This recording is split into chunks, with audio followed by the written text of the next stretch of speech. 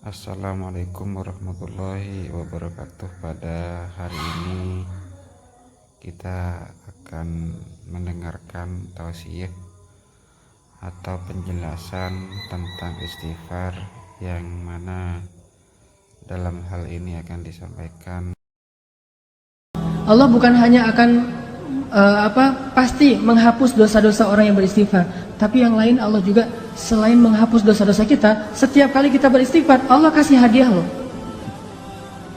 Jadi bukan cuma Allah nge-read, Allah typing, Allah ngebales, Allah ngechat sama kita, tapi Allah juga tiba-tiba ngirim gosen. Tiba-tiba di rumah kita, Bu, ini ada yang ngirim, Mas, Kak, Bang gitu, ini ada yang ngirim gosen. Pas dibuka hadiah dari siapa? Dari Allah. Coba, Allah itu bukan cuma seneng kalau kita bilang maafin saya ya Allah, langsung Allah read, langsung Allah typing, ya udah dimaafin. Bukan cuma segitu. Pas begitu kita nulis kayak gitu, Allah langsung nyiapin kado, hadiah, send kepada kita.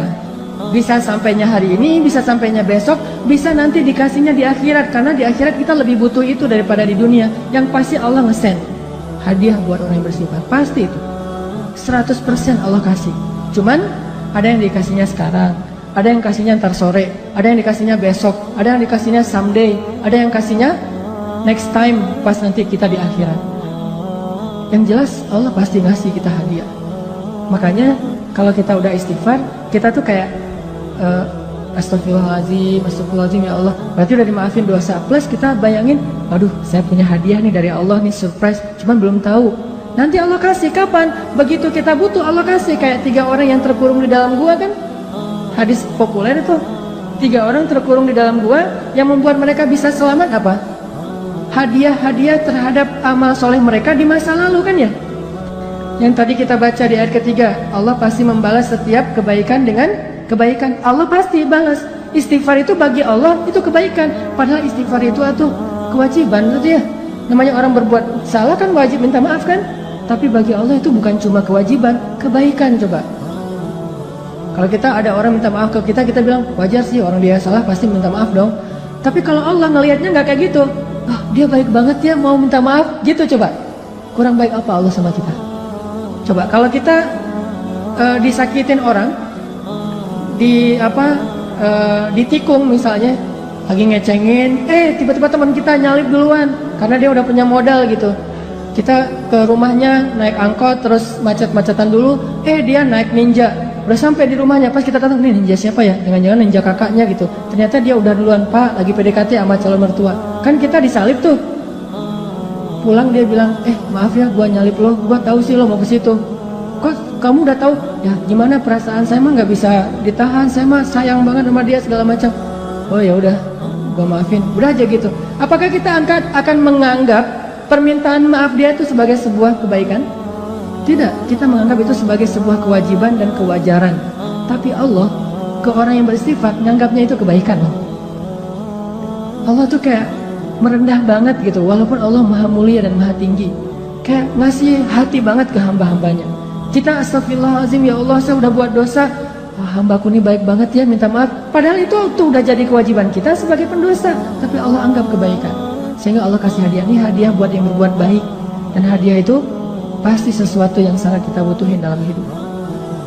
Makanya saya pernah cerita, mungkin teman-teman pernah dengar juga nih dari ustadz yang lain, atau dari YouTube saya juga pernah kali, keajaiban hadiah bagi orang yang beristighfar kan. Kisah siapa? Imam Ahmad. Jadi Imam Ahmad bin Hambal suatu ketika itu jadi kayak ada perasaan kepengen ke Basra.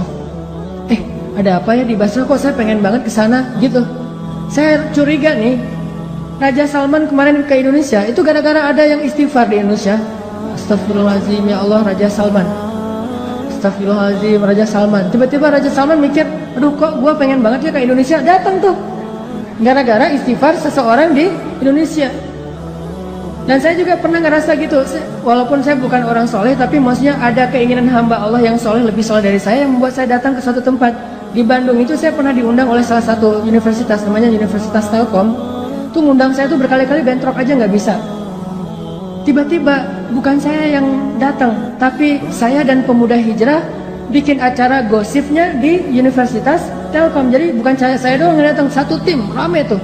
Yang datang waktu itu pesertanya sekitar 6.000 orang. Kata teman-teman panitia, Ustadz, kita itu ngundang Ustadz berkali-kali nggak bisa loh. Dan terakhir-terakhir sejak Ustadz mulai banyak yang ngundang-undang, itu WA saya tuh nggak pernah dibaca loh Ustadz. Tapi kita nggak putus asa Ustadz. Nggak bisa ngundang Ustadz lewat Japri, kita ngundangnya lewat Allah. Pakai istighfar. Ya Allah, astagfirullahaladzim, Haranataki datangin dong ya Allah, astagfirullahaladzim, Haranataki, astagfirullahaladzim. Tiba-tiba kita pilih di antara beberapa list yang kita mau bikin acara gosip, Telkom University itu paling memungkinkan, kita bikin di situ. Ini hasil istighfar ya Ustadz. Artinya luar biasa kan? Coba praktekin. Ya Allah, dia ya Allah, tapi saya lupa namanya, nggak tahu namanya siapa gitu. Pokoknya kurang lebih wajahnya tuh mirip-mirip Claudia gitu ya Allah, gitu-gitu. Tapi cek dulu ya, itu orang masih sendiri atau sudah berpasangan. Jangan sampai dia cerai. Kenapa dia cerai? Istighfar kita kan nggak boleh ya. Beristighfar demi orang lain putus gitu, nggak boleh. Pasti orangnya harus single dulu.